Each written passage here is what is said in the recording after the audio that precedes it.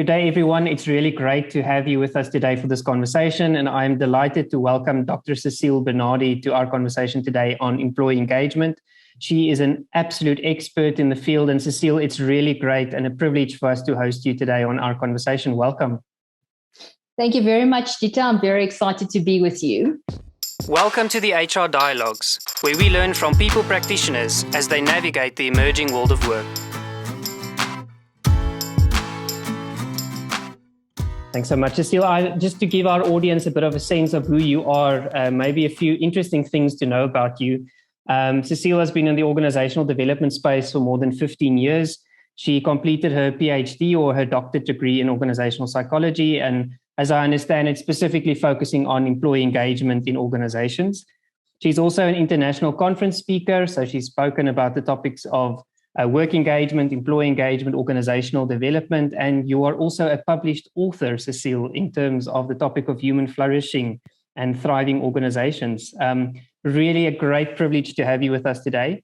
And our conversation today is about employee engagement. And I think it's a big topic, and I think it's a topic that is spoken about quite frequently when we start looking at people talking about how do we motivate people, what is it that is important. And I think to get us started, maybe a few statistics that I found that worries me about the topic of employee engagement. And the first one says the Human Capital Institute said 40% of employees would be willing to work harder if they felt that they were happier at work and that their roles had meaning. And I think that's something that I definitely want to deep dive into with you a little bit later as well. The predictive index also tells us that just 55% of companies actually look at their employee engagement data frequently or have measures in place in order to understand the employee engagement. And I think that's also something that we are going to touch on in terms of the role that measurement plays with regards to employee engagement. And the last one, which is the one that kind of gives me shivers down my spine, is a report that came out from the O.C. Tanner Culture Institute, where they said that 376% decrease was found in companies where employees suffered moderate to severe levels of burnout. That is a crazy statistic to think about when we start thinking about employee engagement and burnout. But Cecile, let's take a step back. And when we think about what is employee engagement, can you help us understand? I bump into you first time we meet, you tell me you're working in employee engagement. What is it and why is it important? Thanks, Dieter. Thanks for the introduction and just the stats there as well. And I think that just again highlights the importance of looking at employee engagement and understanding it in any organizational context.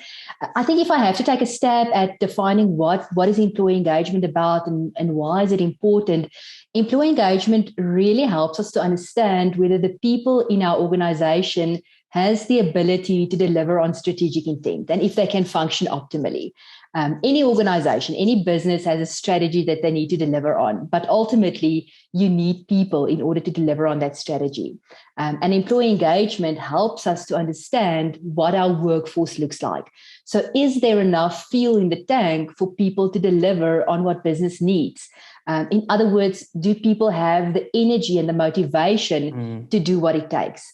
If we look at research, we know that when people are engaged, they tend to perform better. Customers tend to have a better experience when they deal or interact with engaged employees. And I think that just the business case for having engaged employees is so important and so strong that it's not something that we can afford to ignore as an organization.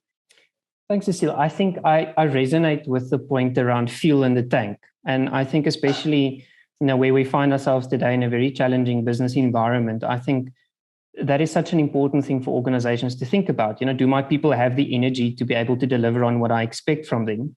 I do want to play devil's advocate for a moment because I think I hear a lot when I speak to HR professionals, toxic environments, toxic leadership.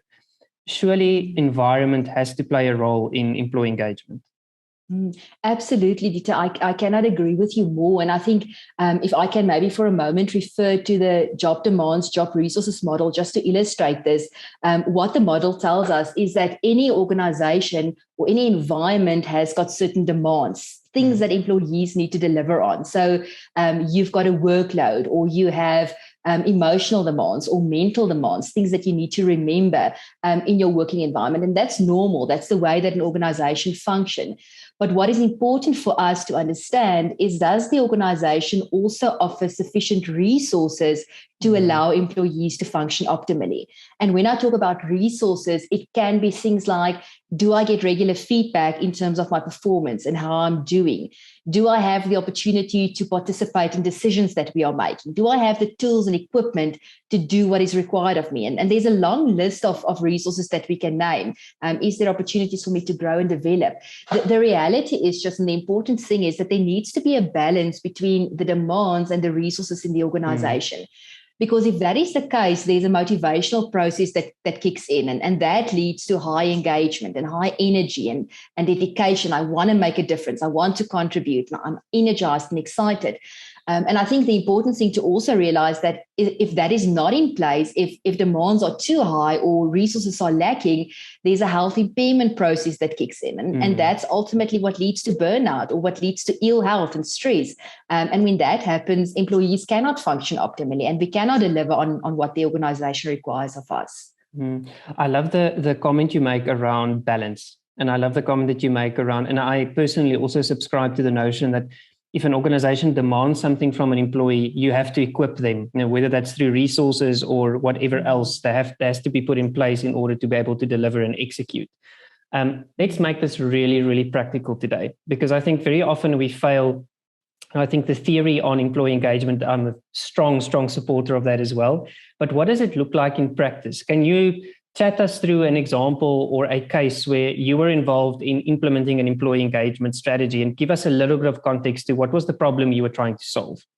Yeah, thanks, Dieter. Definitely. I think I agree. Let's make it practical. So I think a good example that comes to mind for me is I worked for a short-term insurance business a couple of years back, and it was a business that was starting up in a certain sense, and it was important for us to have a sense of where our employees are at and what do they need to function optimally, as I stated earlier. And we rolled out an employee engagement survey. The first year we did it was important, and a lot of work went into educating business, educating leaders, helping them to understand why it is important and why we are doing it. But we actually rolled it out for 4 consecutive years. And I think with every year, there was additional learnings and additional growth that happened as part of that project. So I think definitely a very valuable and a very practical initiative that I can use to refer to. Talk to me about leadership, because you mentioned the education process around leadership. And I think all of us have been, in situations where people don't trust the confidentiality of feedback, or, a survey comes in and nothing is done with regards to what I said, and I feel like my voice is not heard.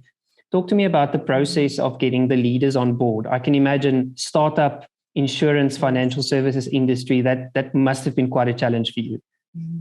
Absolutely, because you're not necessarily working with people, or your leaders or your clients isn't people in the HR field. So they need to understand, why is employee engagement important, and why do we need to spend our time on this? There's so many other important priorities. So I think a very important starting point is getting your leadership team on board, helping them to understand why this is so important, really almost going through an education and an awareness and a socialization process in order for them to get comfortable with the metrics and what do you want to do with it. And I think just as important is to take your employees along on this journey, because ultimately you want them to share open and honest feedback. And in order for them to do so, they need to feel safe enough and trust the process and be willing to participate. And I think for us, what was great is that from year one, we really achieved a great participation rate, and the participation rate grew in the consecutive years. I think which for us was proof that people trusted the process and also trusted the way that we handled the feedback. So it wasn't a case of, I shared my feedback and nothing happened, so why should I again participate in the next year? So I definitely think those are important points to keep in mind.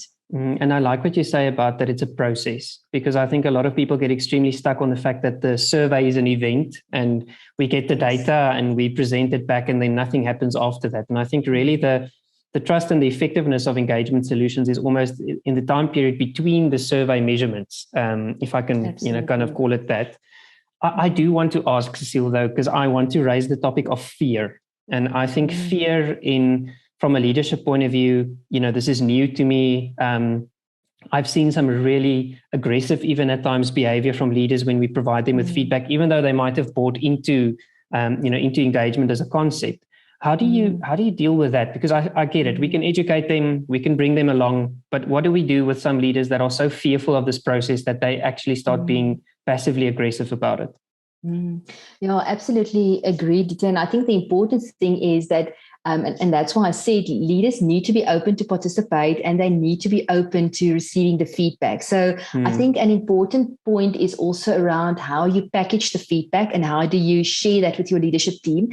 And the positioning is definitely that the aim is not to now try and nail anyone. These are the things that's working in our environment, and that's what we want to celebrate and embrace and build on, because that's part of what makes us great. But these are the areas that we are not yet getting things right in the way that we want to. And let's have a look at the feedback. And as a team, as a leadership team, as a team in terms of a leader with his or her people, let's talk through this and talk about what does it mean for us? Why are we not there yet? And what are the things that we can do to try and shift the dial and try and become more effective? And I think that's a very key point, because if the outlook is to say, I want to show people what they are doing wrong and what they need to change, the immediate response is that people become defensive. Whereas if my positioning is, this is what we build on as an organization, as a team, as a department, to help us strengthen our workforce, I think people tend to be much more open, and it's a collaborative process. I like that a lot. I think the positioning around engagement as a building and developmental process is important, because I do think people get stuck on, and it's human nature, right? I also, if you think back to your school days and you look at the report card you received, the first thing you want to look at is, what does the number tell me? And is it red? Is it green? Is it yellow? Yes. And I think that thing around positioning it as a developmental process, gaining trust in the process, and also celebrating what is going well and acknowledging the good, I think plays such an important role to make this a balanced initiative.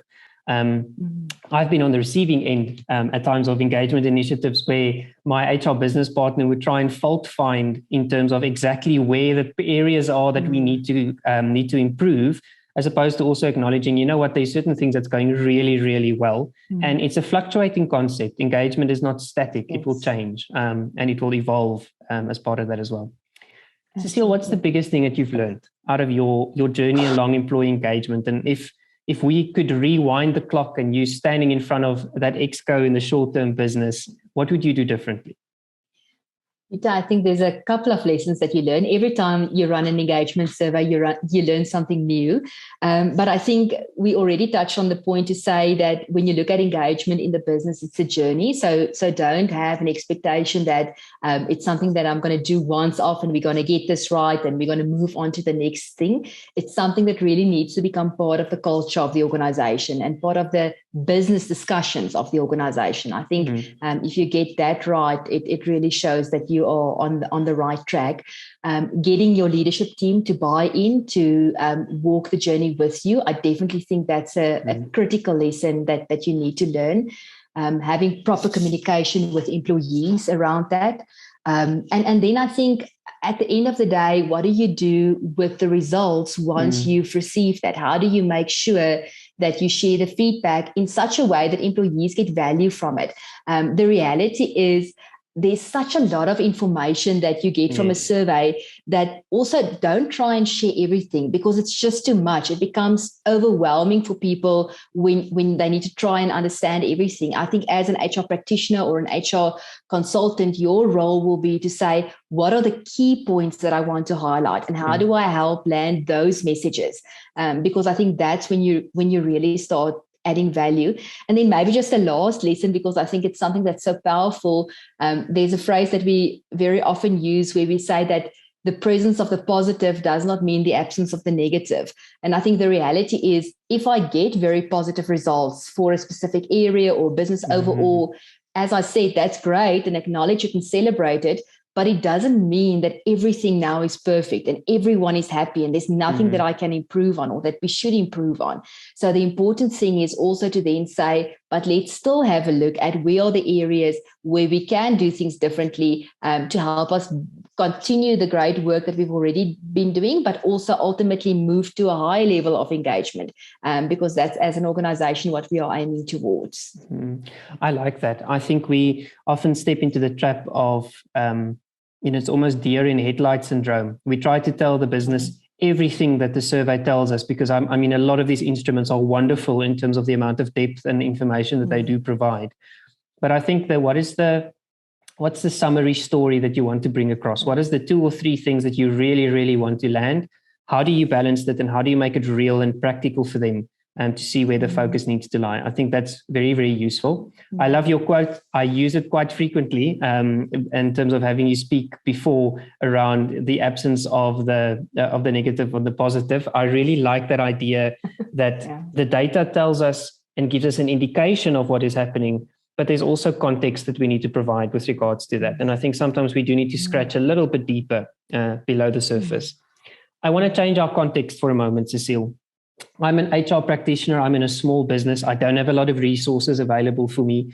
Is employee engagement something that only big companies should worry about, or is it something that I should put on my agenda as the only HR practitioner or the only HR professional in my small to medium-sized business?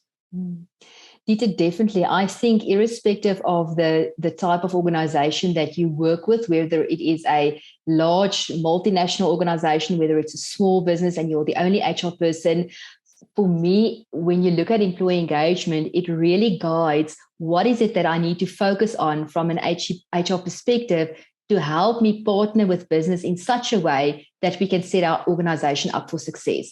So I really believe that it stays relevant, whatever size of organization you are in.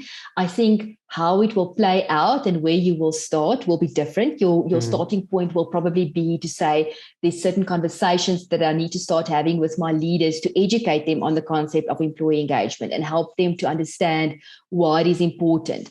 And I think once people have that understanding and bought into that concept, your second step might be to say, but is there certain instruments that I can look at? And there's a whole lot of instruments that's available. So I think look for one that is really reputable and have stats around validity and reliability. Make sure that there's applicable benchmarks that's relevant to your industry or your organization or your country, and start rolling something like that out in the organization, even if you focus on one thing in year one. I think don't try and now change everything and overwhelm your workforce with 10 or 20 things that they need to focus on, but use the information that you gather through a survey to really identify 1 or 2 things. And that's what you have conversations around. And that's what you focus on when you need to put interventions in place. And I think the amazing thing is then when you measure again, whether it is through a deep diagnostic survey or whether it is through a pulse survey, start seeing, but are there shifts in terms of what I'm measuring? Are we doing the right things? Are we moving in the right direction? Or do we need to go back to the drawing board and say, but actually maybe we need to tackle this differently, or there's other aspects that we need to look at? So definitely from my side, doesn't matter the size of the organization, it is definitely something critical that you need to look at.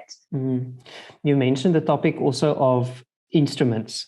And I think that's such an important one for our members to bear in mind, that you have to find an instrument that's relevant to your context and that's based on good, sound, solid research.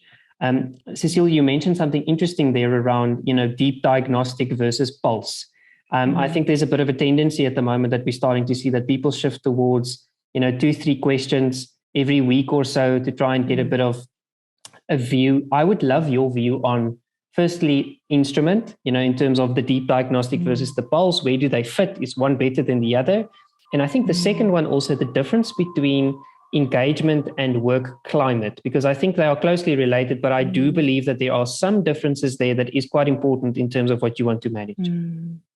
Absolutely, Dieter. So, and I think in my mind or in my view, there's definitely a place for a deep diagnostic survey as well as pulse surveys. I think if you can get into a rhythm where those two complement each other, I think that's almost the sweet spot where you want to get to. A deep diagnostic survey helps you to really understand the dynamics of your environment. It gives you feedback in terms of the demands that people are experiencing, the resources that is available. What are the areas that you need to focus on that will really help you shift that dial? So it's a valuable understanding to have and valuable information to have.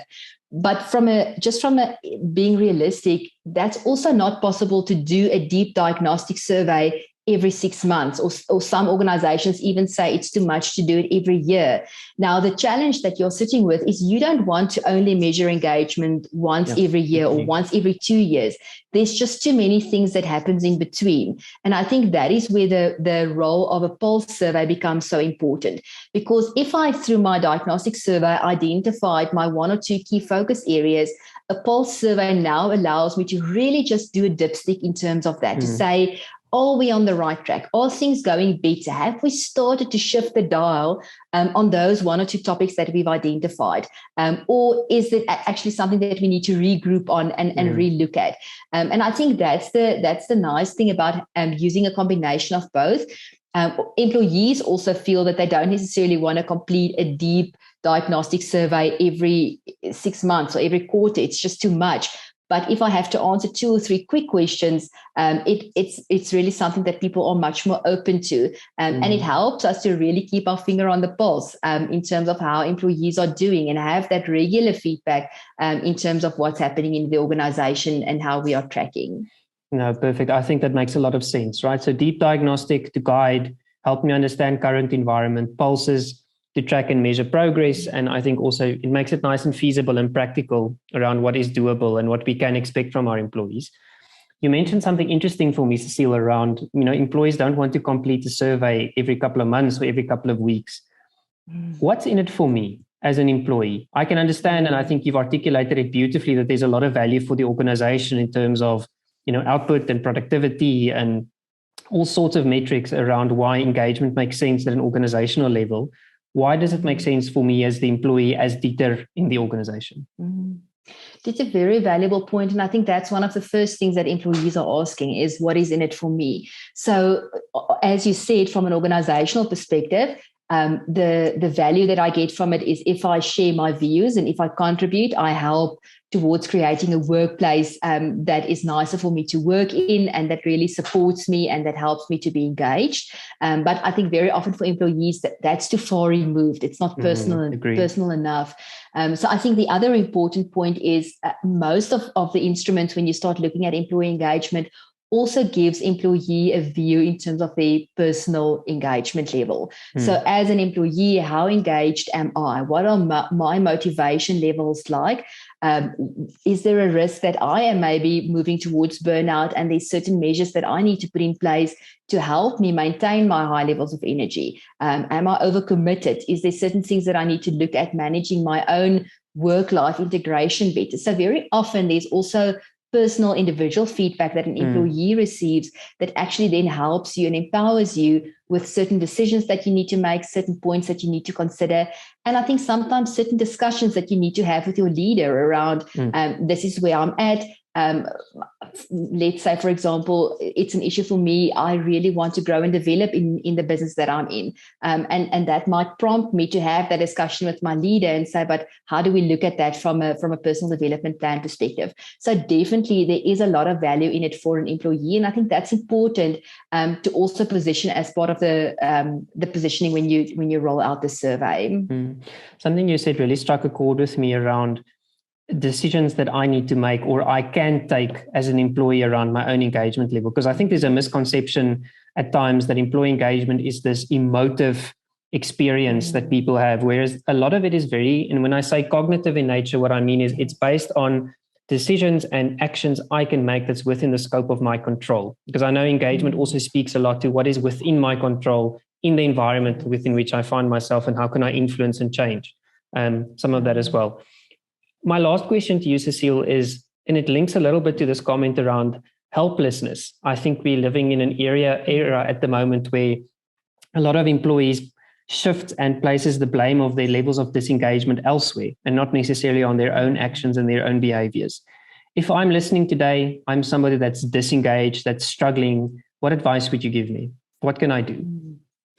This is so definitely such an important point. And I think my first comment will be to speak up and take stock of where you are at. Mm-hmm. What are those things that's contributing towards your levels of disengagement? What's causing you to feel frustrated or demotivated or not committed?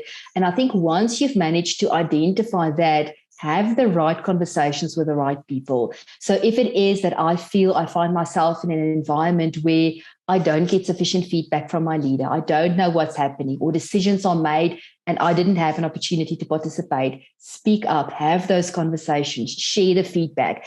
By all means, if you've done that and nothing has changed, I think it's still then your responsibility to say, do I want to continue in the organization that I'm at, or do I actually want to make a change and look for another alternative? But do everything that you can from your side, trying to shift the situation that you find yourself in. And I think sometimes people will be amazed in terms of the power that they have to do that. I think very often it's just easier to assume there's nothing that I can do. And this is where I find myself at, and poor me, and life is not good.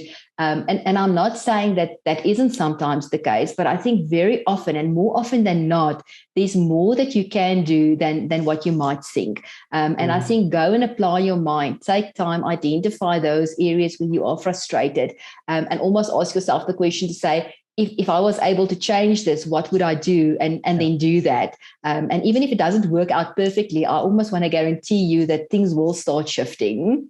I love that. I love the idea that we also play a role in our own levels of engagement around shifting, and the power is in our hands to make a difference and to make a change to our own circumstance.